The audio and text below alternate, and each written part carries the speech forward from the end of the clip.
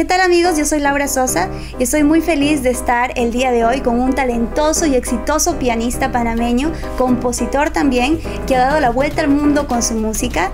Quiero dar la más grata bienvenida a Danilo Pérez. Bienvenido Danilo, ¿cómo estás? Laura, un placer estar aquí. Igualmente.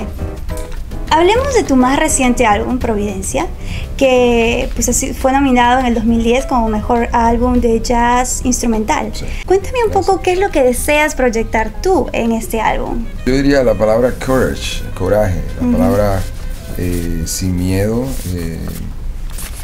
el tema de familia, el tema de pensar en las generaciones futuras. Yo creo que el nacimiento de mi primera hija generó un compromiso mucho más grande. Yo estaba muy comprometido con la juventud, con los niños de muchos años, pero tener una hija yo personalmente me hizo pensar, Chuleta, ¿qué estamos haciendo nosotros como adultos verdaderamente para dejarle un mundo mejor o dejarle un mundo, period.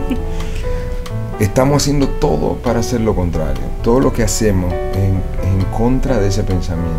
Es una visión muy corta, no hay visión a largo plazo.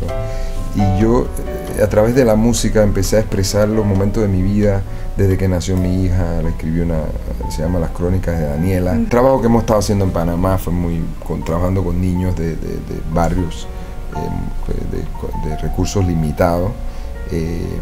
La familia, mi otra hija Carolina, todo esto creó, o sea, esa invitación a los adultos a que nos salgamos de la rutina, de que la rutina es un virus, hay que salir de eso, hay que tomar chances. Yo creo que el más grande regalo que tenemos, o la manera mejor de darle gracias a Dios, no es solamente decir gracias Dios mío, sino darle mérito a tu creatividad, a tu aventura, a tú como ser humano explorar al máximo la pregunta mágica, ¿qué estamos haciendo aquí?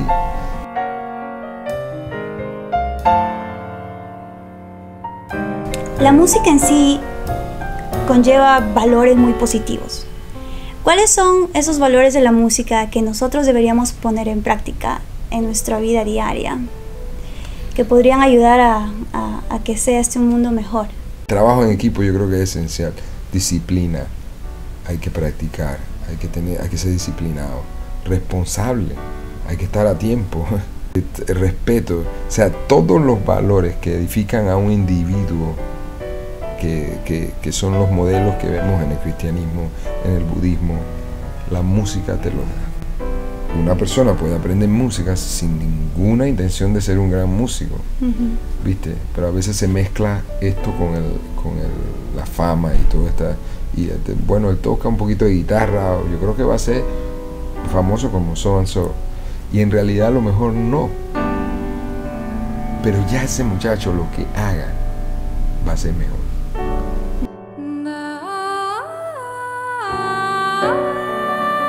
Creo que una de las cosas importantes es que yo invito a que los músicos de ahora se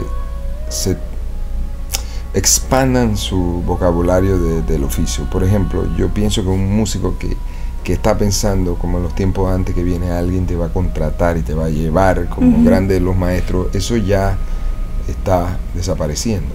Y el músico tiene que prepararse mucho más, ser mucho más proactivo en su carrera, comprometerse con el desarrollo de audiencia. Muchos músicos quieren que la gente venga, pero no entienden que hay que desarrollar su audiencia, ¿viste? O sea, se involucren más en dónde están. Yo siempre invito a los músicos, por ejemplo, en Boston hay muchos muchachos que están ahí y a veces juegan un papel muy inactivo. Entonces, ¿por qué estás tan inactivo? Porque quiero mudarme a Nueva York, ese es mi sueño. Pero tú crees que va a cambiar mañana, si eso es un patrón de conducta que hay que empezar a practicar, ¿viste? Todo el mundo mira a Nueva York como el destino final, y eso ha sido para mí centralizar el tema los músicos de antes venían de Detroit, de Filadelfia, de Washington, de Boston, y había una competencia sana a nivel de sonidos, estilos. El West Coast tenía su sonido, el East Coast tenía su sonido. Yo invito a los músicos que primero se entrenen en diferentes áreas. O sea, aprendan si van a tocar en un restaurante, traten de pensar como el dueño del local. Tú necesitas que entre gente, entonces ¿qué tienes que hacer? Promoverlo, manda internet, hasta que llega un momento en que no tienes que hacer eso. ¿Viste? Si hay un programa que se está haciendo donde beneficias a los niños, involúcrense, toquen, apoyen gestiones de gente que está tratando de hacer eventos por la comunidad, porque el músico a veces saca su parte egocéntrica donde no debe, y se deja abusar cuando debe.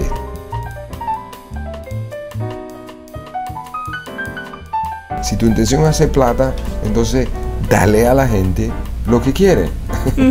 Si tu intención es ser artista comprometido con tu visión, entonces no puedes llamar a la vida que tú has tomado una vida no puedes estar frustrado. La frustración no puede existir, es el peor enemigo que uno tiene. A mí tiene que mirar la vida de Monk, de toda esta gente, y ver que Monk dejó de trabajar por 10 años. ¿Viste? Cuando yo estaba haciendo el Journey, nadie quería oír esa música, y trabajábamos por dólares, $1. A veces yo pagaba los conciertos. Este país está lleno de excelente talento, y te tienes que dar cuenta que ya tocar bien no es suficiente. ¿Viste? Y si te invitan a tocar en un grupo, tú tienes que llegar ahí con una actitud de contribuir y de hacer que Yo aprendí una lección de Herbie Hancock muy grande, y él me dijo a mí, yo una vez estaba sufriendo porque vi un concierto de él y no le fue muy bien. Yo sufrí más que él. Y cuando lo veo le digo, maestro, siento su dolor. Y él me dijo, ¿qué dolor? ¿Qué me estás hablando? Él entendió lo que le estaba diciendo, cómo es posible, no sé qué. Él me dijo, no. Yo no estoy así porque el baterista o por el músico que fuera no tocó bien. Yo estoy así porque yo siento que yo, con toda mi experiencia, yo el que he ganado Grammy, yo el que he tocado con Miles Davis, yo no pude agarrar a ese muchacho y levantarlo.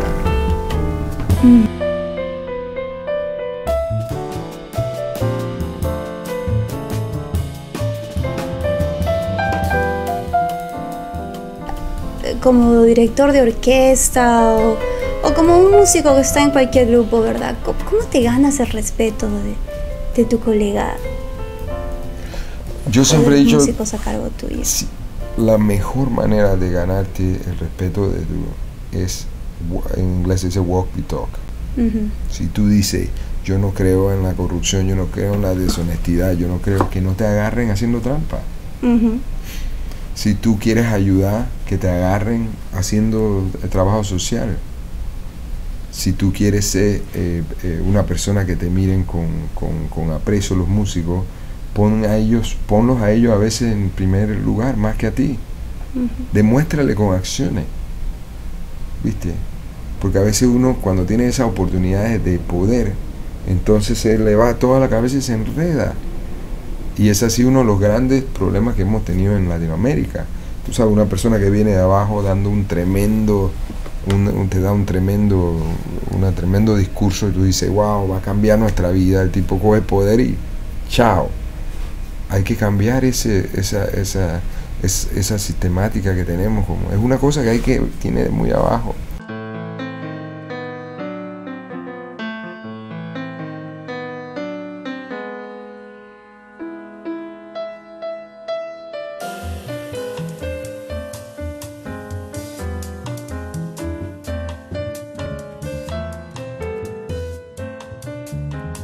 Hablemos de la Fundación Danilo Pérez, que fundaste en el 2005, donde tratas de difundir la educación musical paralelamente también con el desarrollo humano.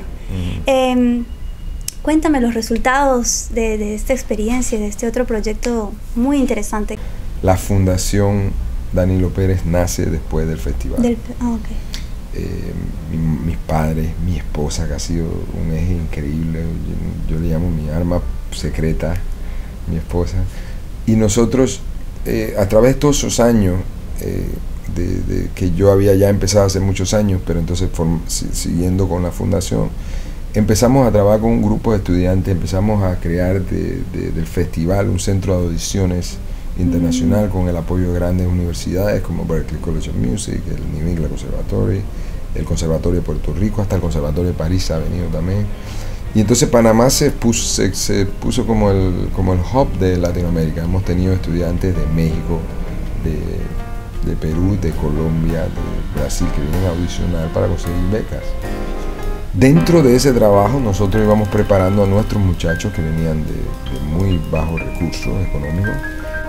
Lo más lindo de esto es que eso ha dado como resultado, en un año y medio vamos a tener cerca de 7, 8 profesionales que vienen de recursos económicos bajos. De la fundación. De la fundación, que regresan ya. La fundación ha dado más de 1,5 millones en plata de becas. Gestión que hemos hecho y también ayudas. Hemos logrado que muchachos que vienen de barrios de abajo tengan un porvenir y estén mirando la música como una carrera seria.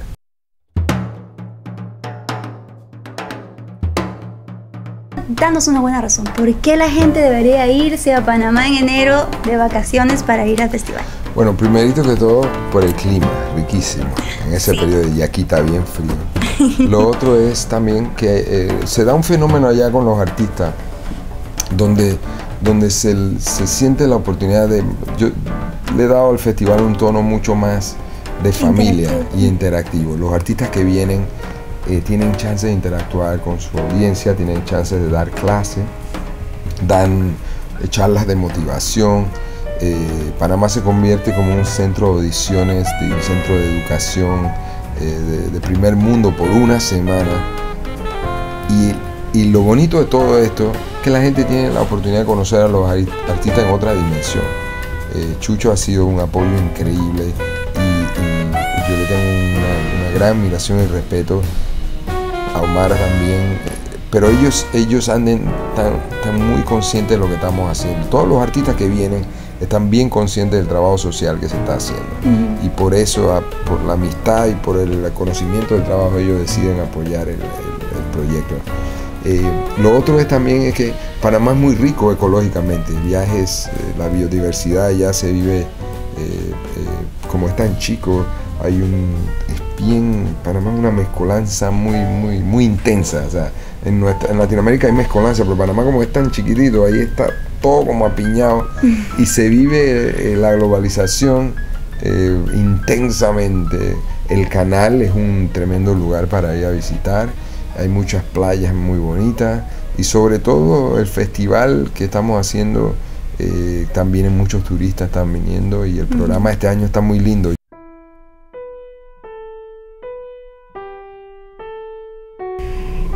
¿Qué es el piano para ti? ¿Qué cosa significa? Sabemos todos nosotros que es un instrumento, que suena muy bonito, pero ¿cuál es el significado y el valor que tiene el piano en tu vida?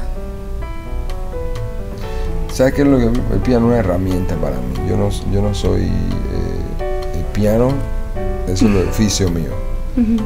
Pero en realidad el piano para mí es algo simbólico, ¿sabes? El piano es uno de los instrumentos más poderosos para el cambio social. Es de las herramientas y de los instrumentos más poderosos que yo he encontrado para trabajar en el cambio social.